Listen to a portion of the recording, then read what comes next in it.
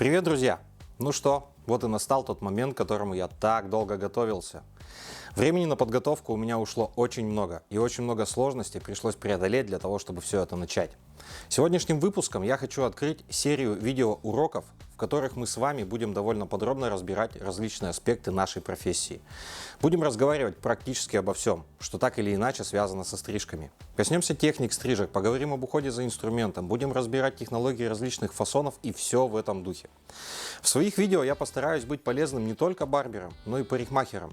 Не только мастерам с небольшим опытом, но и мастерам, кто уже довольно давно в профессии. Как и полагается, начинать нужно с самого начала. И сегодня мы будем разбирать поистине самый важный с точки зрения здоровья и продолжительности карьеры момент, а именно о Ее Величество Body Position. Сколько же мастеров и мастериц потеряли здоровье, пренебрегая этим важнейшим знанием. А ведь всего этого можно было бы избежать, будь у мастеров хорошее образование и грамотные преподаватели. Мне, в свою очередь, очень повезло, ведь я прошел школу Тони энд Гай, в которой позиции тела уделяется больше половины учебного времени. И это неспроста. При правильной постановке тела мы с вами меньше устаем, лучше чувствуем себя и можем работать очень продолжительное время. А также качество наших работ возрастает многократно. Для начала, друзья, давайте дадим определение правильной позиции тела. Итак, правильная позиция тела – это положение мастера в пространстве, при котором сводятся к минимуму динамические нагрузки на мышцы корпуса и позвоночник. То есть, друзья, динамическая нагрузка – это нагрузка в движении. И тут, я думаю, стоит пояснить, что к этой нагрузке мы будем относить наклоны корпуса относительно вертикального положения. Это могут быть наклоны вперед, назад и в стороны. Мы не будем сюда относить движение и подъем рук, ибо логично, что без движения рук и кистей мы не сможем работать. Сколько же раз я замечал за собой и за другими мастерами так называемые движения-паразиты, когда мы наклоняемся вперед при создании перехода, или в стороны при оттягивании прядей. Или того хуже, наклоняемся назад, дабы лучше рассмотреть линию контура, вместо того, чтобы просто повернуть кресло и рассмотреть работу в зеркале. Все эти движения в конечном итоге приводят к чрезмерной усталости мышц, что в свою очередь может привести к гипертонусу отдельных мышечных групп. Я думаю, вы со мной согласитесь, если я скажу, что больше всех устает спина.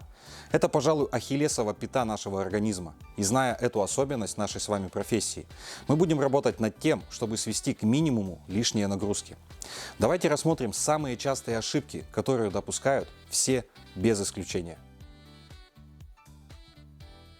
Первую ошибку я бы назвал взгляд воина.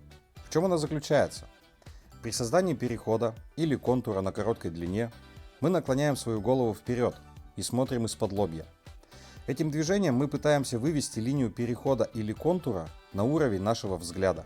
Такое положение головы приведет в конечном итоге к развитию шейного лордоза и появлению болей в шейном отделе позвоночника. Решается данная проблема до смешного просто.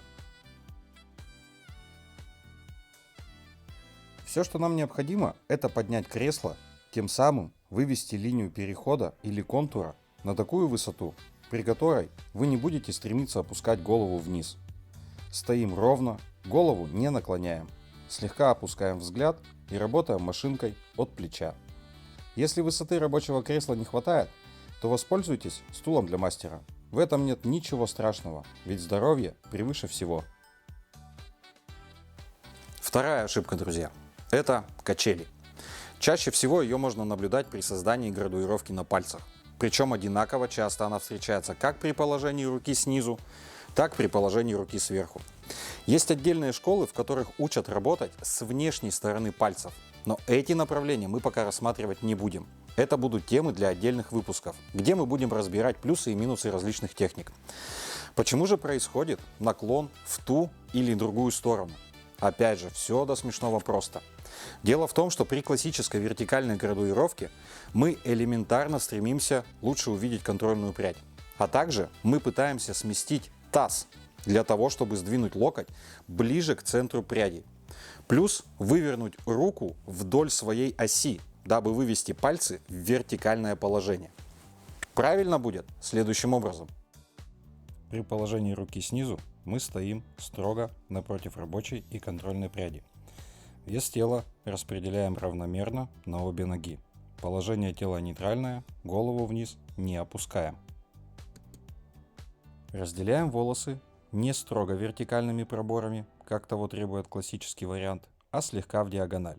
Диагонали направляем в ту сторону, в которую двигаемся по форме стрижки. Но опять же, классический вариант – это работа по направлению от затылка к лицу. Отчесываем волосы и захватываем пряди пальцами. Диагональ позволяет нам не выворачивать кисть против естественного положения, а также локоть не упирается в корпус и не отклоняет его. Еще можно отметить, что такая легкая диагональ никак не скажется на так называемом наполнении градуировки и весе формы. Высоту кресла подбирайте таким образом, чтобы угол в локте был равен примерно 90 градусов. Алгоритм действий при положении руки сверху. Изначально встаем по отношению к прядям под углом примерно 45 градусов. Вес тела также распределяем равномерно на обе ноги. Положение корпуса нейтральное, голова слегка повернута в сторону прядей. И точно так же, как и при положении руки снизу, делаем разделение легкими диагоналями по направлению движения.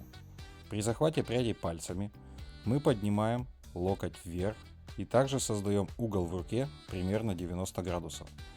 После того, как волосы готовы к тому, чтобы их состричь, перехватываем расческу и выполняем срез.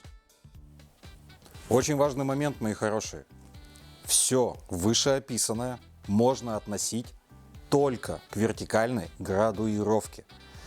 Мы пока не будем разбирать диагонали как обособленные разделения и не будем трогать горизонтальную градуировку.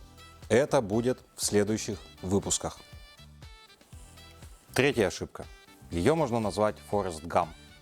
Заключается она в бесконечной беготне вокруг клиента. Как вы думаете, друзья, зачем наши кресла крутятся? Неужели просто так? Конечно же нет.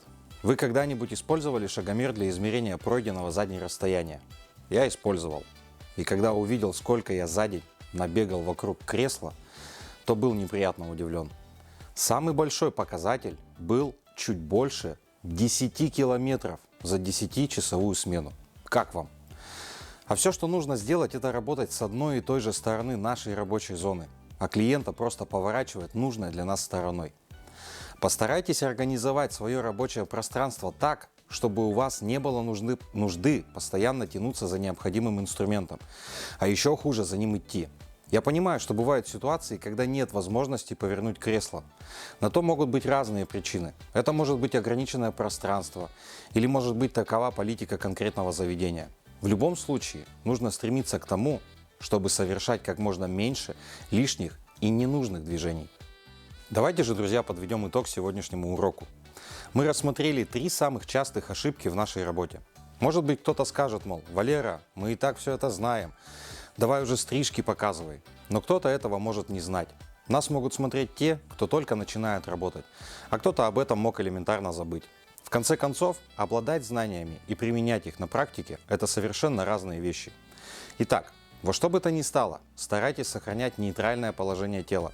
Избегайте наклонов и отклонений. Соблюдайте этот простой принцип, и ваше тело скажет вам спасибо за то, что вы его бережете и не перегружаете. Как же все-таки научиться держать позицию тела? Ответ очень-очень простой. Все, что вам нужно, это регулярно повторять пройденный материал. Оттачивая свои навыки, вы в конечном итоге доведете свою технику до уровня рефлексов и будете работать правильно, уже на автомате. В следующих видео мы с вами начнем изучение позиции тела при разделениях. Также рассмотрим самые частые ошибки и методы борьбы с ними.